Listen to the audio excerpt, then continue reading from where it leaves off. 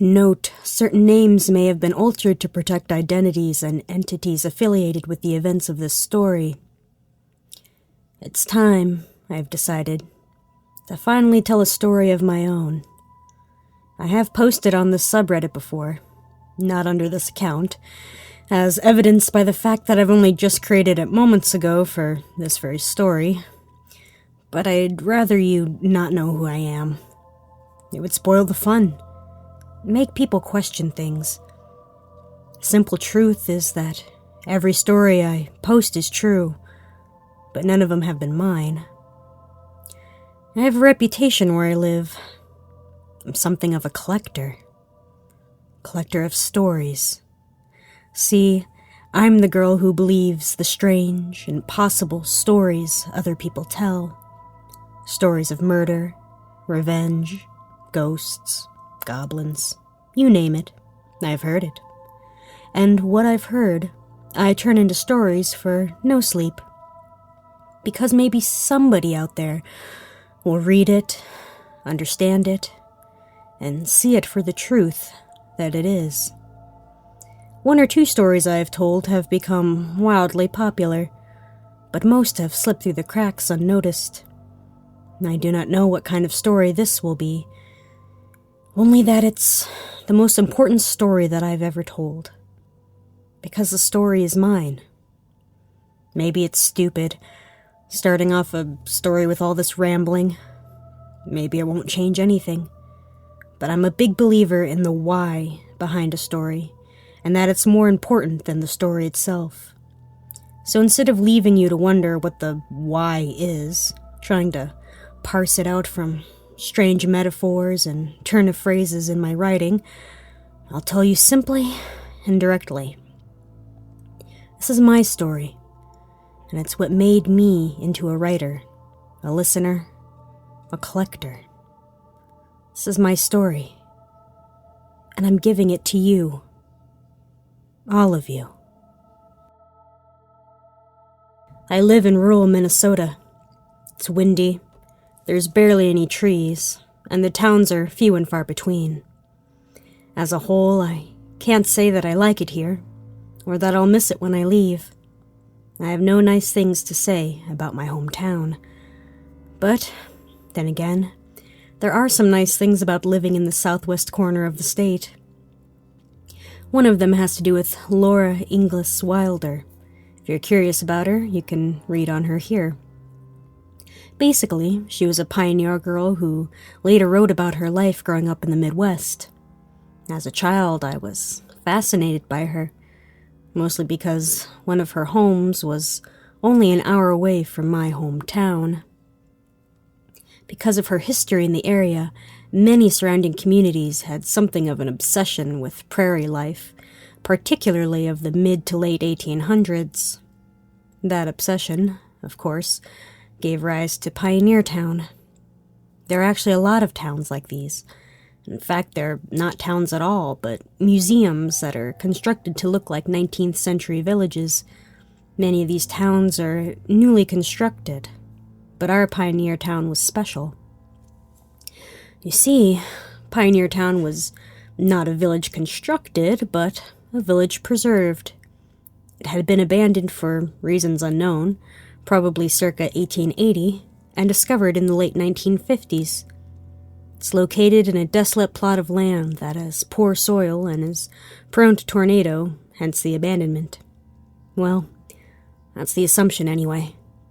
In reality, it's something of a Minnesota Roanoke. Nobody knows why it was abandoned. Anyway, I digress.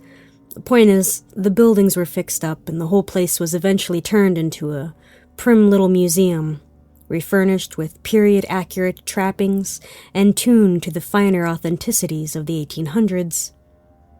I spent a lot of time in Pioneer Town when I was a little girl. For one thing, my mother helped out at the museum on occasion. The museum had various mannequins set up in the scattering of buildings, and my mother is an excellent seamstress. She was recruited to fashion prairie outfits for the dolls, and she fitted the mannequins and measured them. My sister and I would play around the museum. I would pretend to be Laura Ingalls, because Laura was the younger sister and had brown hair, like me. And my sister Samantha was Mary Ingalls, because she was older and had blonde hair. My mother even custom-made pioneer dresses for us to play in. I used to love going out to Pioneer Town, which is why I applied to work there the summer I turned 16. It wasn't the most practical job in the world. It was about a half hour from my house, and the pay was terrible. Most teens wouldn't work there if their lives depended on it, because most of the jobs required you to wear pioneer garb and pretend to be a villager. Even the tour guides had to wear traditional outfits. But that was perfect for me. Even now, I love to play dress-up. And that's what it was. Just a giant game of dress-up, in a place that had been special and fascinating to me since childhood. When I worked there, I rotated around the town, sometimes acting as a clerk in the general store, sometimes taking tickets at the train station, sometimes studying antiquated algebra books in the little schoolhouse. It was probably the most fun job I've ever had. I got to play pretend all day and teach mostly young kids about American history. Not to mention, the dresses my mother sewn for the occasion were beautiful. Life was great. But we all know how these stories go. If I had enjoyed my summer job and then moved on with my life come September, I wouldn't have any reason to be posting this year, would I? One morning, I got to work a little early, and my boss asked me to sweep out the house before I put on my outfit. The house was one of the homes that had been left abandoned in the little town. It was by far the nicest and best preserved, so it had been spruced up and decorated so that it could be made open to the public. The other houses had been preserved as best as they could be. Some had been hopelessly rotted and had to be torn down, unfortunately, but were locked up due to structural integrities, as well as the fact that they were only needed to be one house as part of the museum. I grabbed a set of keys and headed out for the house. It was usually kept pretty pristine, but the traffic of people in and out had led to some dirt and mud on the floor. I'd swept it in about 10 minutes, but my shift didn't start for another 20. Bored, I decided to spend my time walking through the house to make sure nothing else needed to be cleaned up or picked up. After making my rounds on the first and second floors, I decided to check out the basement. Technically, I wasn't supposed to go in there. Some supplies and machinery were kept down there, and it was a possible hazard, but I'd never been down there. See, not in all my years coming to Pioneer Town, and the curiosity suddenly overtook me. To be honest, I had been surprised to learn that the house even had a basement. I guess I just never imagined pioneers digging out basements. I trapezed down the stairs using the dim light of my old razor phone as a flashlight. When I reached the dirt floor, I paused a minute to look around. At first, I didn't see much. It was dark, and the small space was cramped with random boxes and tools. But then, something in the back right corner caught my eye. In the darkness, it wasn't possible to tell exactly what it was, but the vague shape of it was human. It looked like a child, actually, standing just about 5 feet. I could see the outline of arms and legs. It was motionless, as though my stare had paralyzed it. I was paralyzed too, more by my own fear than anything else. I had several long moments before I could find my voice. When I finally did, my words trembled in the cool morning air as though they had a tenuous life of their own. "What are you doing down here?" I demanded, trying to sound indignant. The child didn't answer, just continued to stare as I grew more and more uncomfortable. I knelt down and grasped at the tools on the ground to my right. My fingers curled around a hammer, and I held it in a death grip as I began to inch towards the form against all reason and better judgment. I kept my cell phone open in front of me like a torch, although its paltry light didn't help much. As I drew closer and closer, I saw that it was indeed human. It was so still that it looked dead, but that was impossible. It was living, surely breathing. No, I would have heard its breath in the tiny enclosed basement. Whatever it was wasn't alive. At least, not anymore. And then it hit me like a ton of bricks, and the air whooshed out of my lungs as a pitiful light fell on the painted eyes and glued-on eyelashes. A mannequin. A freaking mannequin. One that we hadn't used in any of the exhibits as of yet. I laughed, still a little shaky, but mostly relieved. That was until I heard a small voice, a boy's voice, whispering in the air around me. Dig. I jumped about 1.5 feet off the ground, my head whipped around to see who had spoken, but I was alone in that basement. I froze, wishing that I was back on the first floor in the safety of the sunlight, but the journey back up the stairs seemed interminable, impossible, and I knew for certain that whatever was down there wouldn't let me make it. Controlling my breathing, I replayed the order in my mind. I turned back to the mannequin, half convinced for a moment that it had parted its plastic lips to give me the edict. Instead, I noticed this time that its eyes were a little funny. The way they were painted, they were cast down, looking at the floor. To be honest, that's probably why it hadn't been used. My eyes followed its line of sight, looking at the dirt floor. I wasn't even sure why I did it, but I knelt to the ground at the mannequin's feet, my fingers trailing along the dirt. I had expected to find it hard-packed, but the ground had just a little give in it, enough to get my fingernails into the dirt and begin digging. God, I don't know why I decided to dig, why I listened to that voice that I was sure by then that I had just imagined. I must have.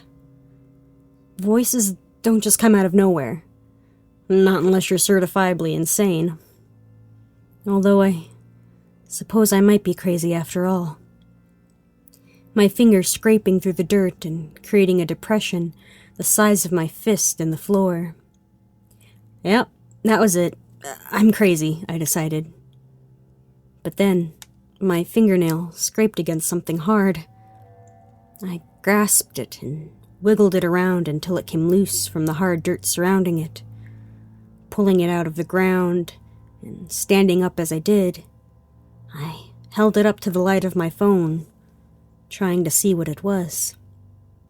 It was gray and old, but held its shape firmly, reflecting a sort of gleam that I would know anywhere. As a farm kid, I had seen my fair share of bones, and this one looked like a finger bone, one that was much too large to belong to an animal. As the revelation hit me, I looked up, coming face to face, once again, with the mannequin. This time, its eyes were staring straight at me. Everything happened so fast after that. I ran for the main office, screaming, clutching the bone so hard that its sharp edges cut deep into my hand. By the time I reached my boss, I looked like I'd been to hell and back, eyes bulging, the knees of my jeans streaked with dirt, my hands covered in muck, and blood running down my right arm. He'd call the cops before I could even get my wild story out, thank God. I think that if I hadn't been holding that bone, my story would have been dismissed out of hand. As it was, I was right about the bone being human. A thorough police investigation later revealed the existence of 4 bodies in the basement. One belonged to a prepubescent male, one to an adolescent female, one to an adult female, and one to an adult male. Most likely, the family that had inhabited the house. There is no clue or sign as to how they died or how they had come to be buried in their own basement. The bones, all that was left of their bodies by this time, were in pristine condition. There are no signs of blunt force trauma or of a struggle. Just a few corpses where they shouldn't have been. After the discovery, new theories cropped up about the abandonment of the little town. The prevailing theory is that there's some kind of disease that wiped out most of the members. The rest buried the dead and moved on to other settlements. Considering the state of the bodies, the absence of coffins, I suppose that theory makes sense.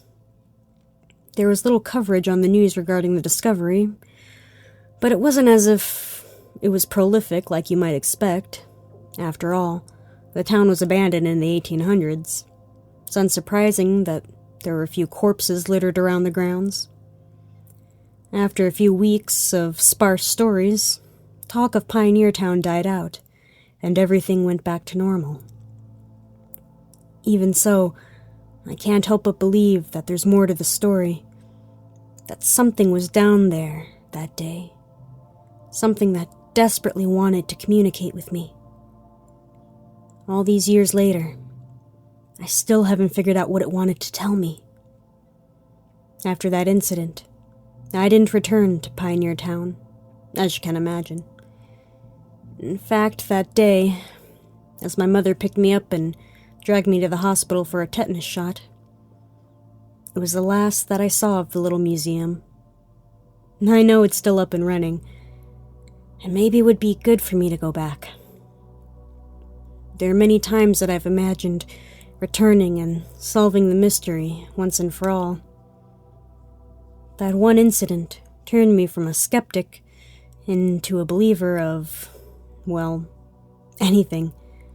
After that day, I believe that anything is possible. Any story has merit.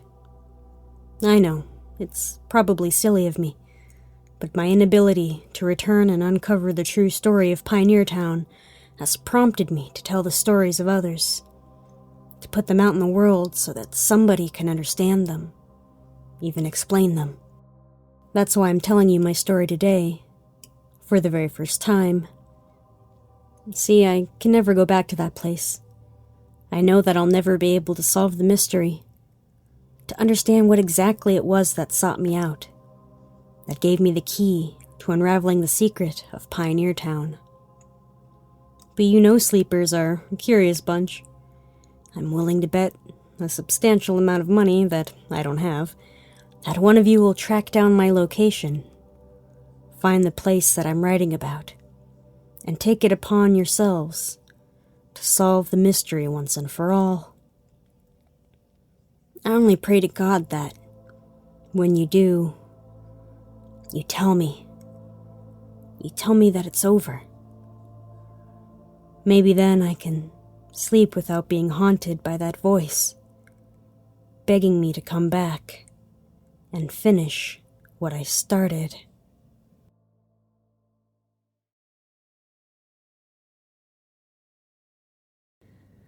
Meow, meow, meow, meow, meow, meow, meow, meow, meow.